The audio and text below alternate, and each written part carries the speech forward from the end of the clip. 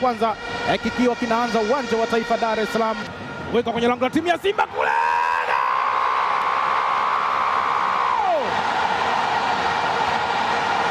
Mwisho Alfa Ngasa alisema asipofunga basi nyumba zake zote alizokuwa nazo 5 basi ziunguzwe moto. Mashabiki wanashangilia, Simba walimjibu akiwemo kocha King Kibaden. Lango la timu ya Simba kule, hatari!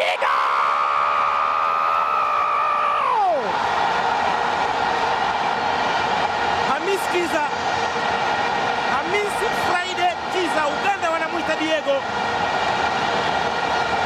umri wake miaka 23, akicheza akisajiliwa kwa klabu ya URA, msimu wake wa 3 akicheza katika klabu ya Yanga. Nio nzima hatari kwenye lango la timu ya Simba kule, hatari!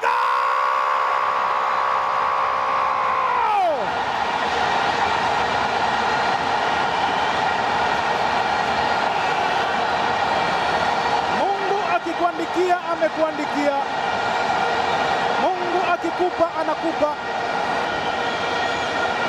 Mashabiki wa Yanga hao, kipindi ni cha kwanza, wana raha ya mabao 3.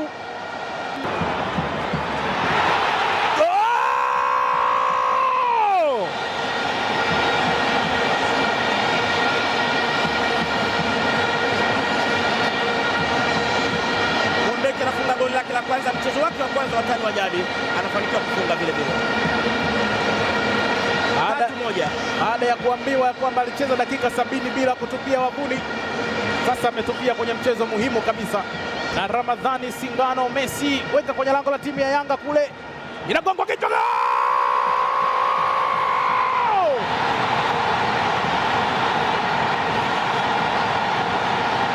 Angalia Ali Mustafa alivyokuwa, ukapigwa mpira ule, Owino kagonga kichwa.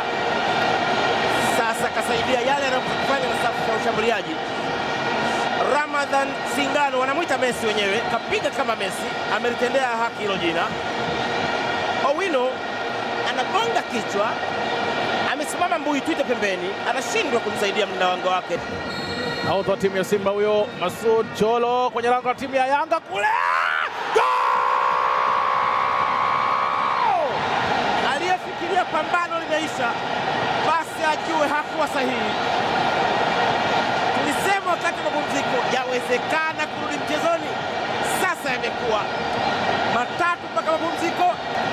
Simba, angalia, huyo ni Cholo, anaweka mpira ndani ya eneo la Thailand, inapiga kichwa ambao unaweza kusema hajakabwa.